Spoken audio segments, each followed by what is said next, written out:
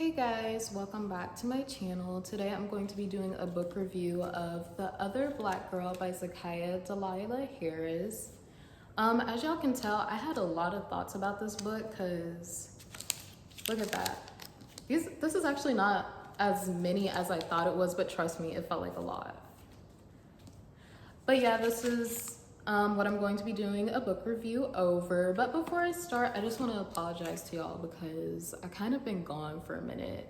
I haven't been uploading videos, but that's because I've been in the process of moving and stuff. And I finally moved into my new apartment last week and I'm pretty much like settled into my job. So y'all are definitely gonna be seeing me, like, don't get it twisted. I'm coming back, like, just to let y'all know. But anyway, The Other Black Girl.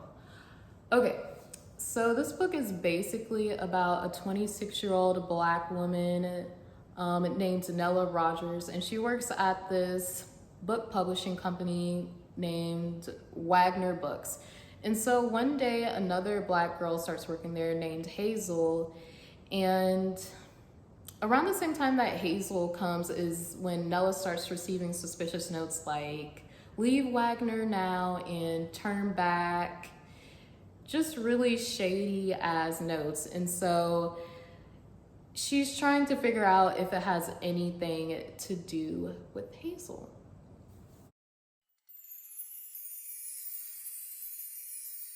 Okay, so the plot, I'm not gonna get into too much detail about it because I'll cover most of what I'm saying in like my likes and dislikes anyway, but just know that this book was hella slow. I'm talking about it took over 300 pages, the last 30 pages to understand like what the heck was going on, which isn't good because I felt like, you know, we should have had this discussion earlier on. And my interest honestly started to decline in the book when I realized I'm like, okay, this is not really going nowhere. But other than that, I mean, the story was fine. You know, they did have some chapters from different characters' point of views, like side characters, which I did not like. But like I said, I'll discuss that later on.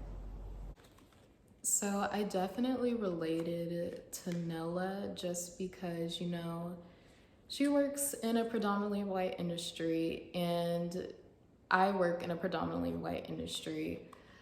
I've pretty much been working in predominantly white industries for like 2 or more years, so I'm kind of used to it, but I did relate to Nella, and then the idea of having to like black-splain it to your white coworkers about cultural moments. And I did relate to her growing up and going to predominantly white schools and, you know, not knowing how to braid or how to twist, all these things that are like part of what you feel like you should have learned or like you should have had like the black girl experience. And then I think there's this one part on page 87 through 88 where she's basically talking about like,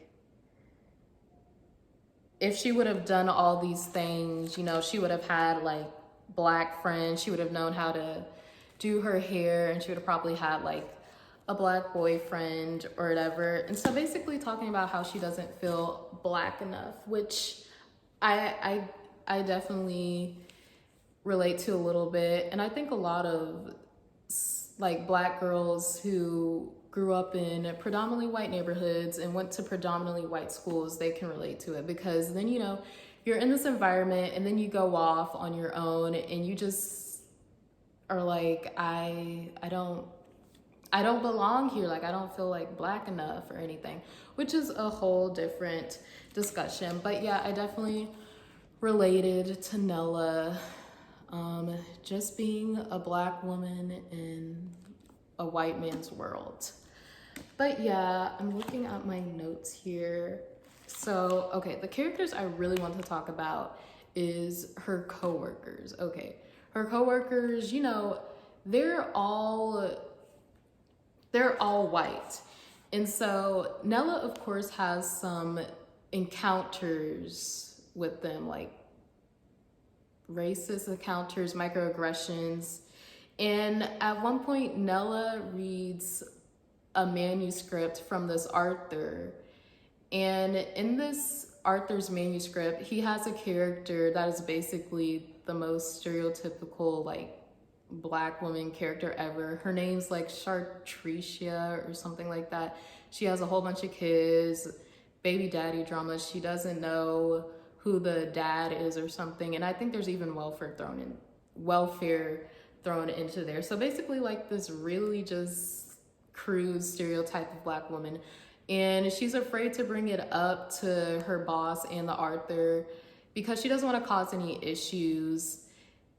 And also she knows, like, white people don't like to be called racist, which, yeah, they really don't, because sometimes some white people, they just like start foaming at the mouth because they're like, why are you calling me racist? But yeah, her white coworkers, I definitely related a little bit to some of the, wow, okay, wait. I definitely related with some of the encounters that she had with some of her white coworkers.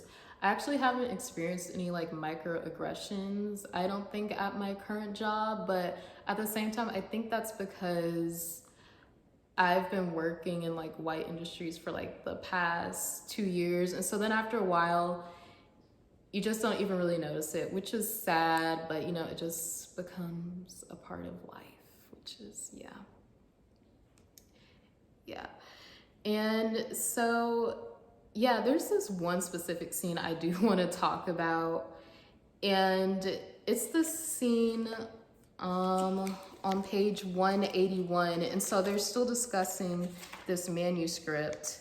And so one of Nella's coworkers says, and I had a lot of notes for this scene because I was just like, what? But they're talking about the audience for this book. And so her coworker says, I do wonder about audience and how we're going to get this book into the hands of people in those ravaged communities. And then her other coworker, her other coworker says, I'm sorry, but I'm going to have to be that heartless old witch and ask everyone here at this table, as much as it pains me, do these people that Colin is writing about buy books, or are they more focused on simply buying more opiates?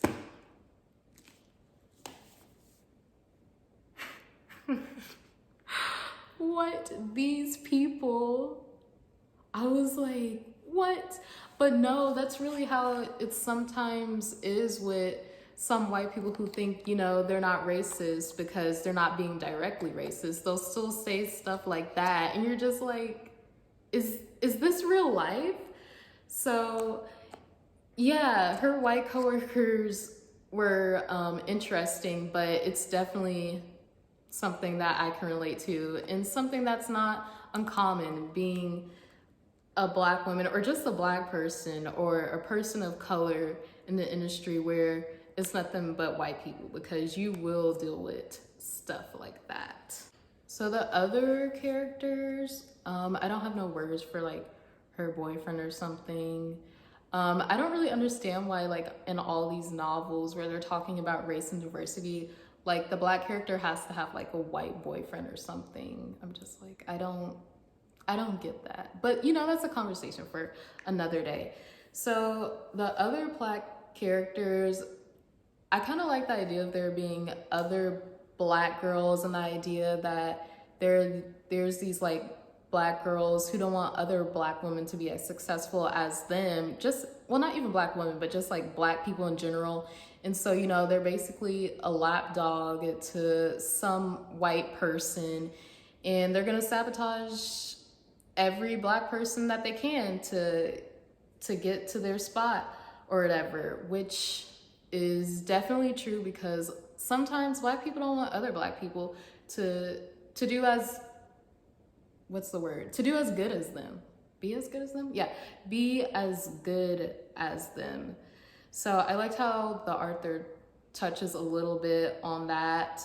I wasn't a fan of like the whole resistance plot going on.